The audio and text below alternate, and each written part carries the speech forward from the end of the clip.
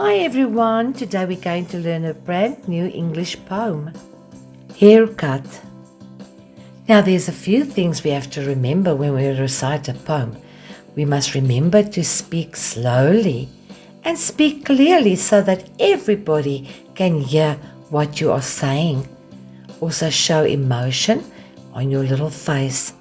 Change the tempo, for example, speak slowly when it's needed or faster when it's needed. And the last, most important thing is just enjoy the poem. So let us learn our new poem. Are you ready? Here we go. Haircut. Every time I cut my own hair, people walk by and just stare. I don't quite know why. Some laugh, others cry. Could it be the best style that I have had in a while? Or perhaps they want it too. I really don't have a clue. Well done everybody, I hope you enjoyed the new poem.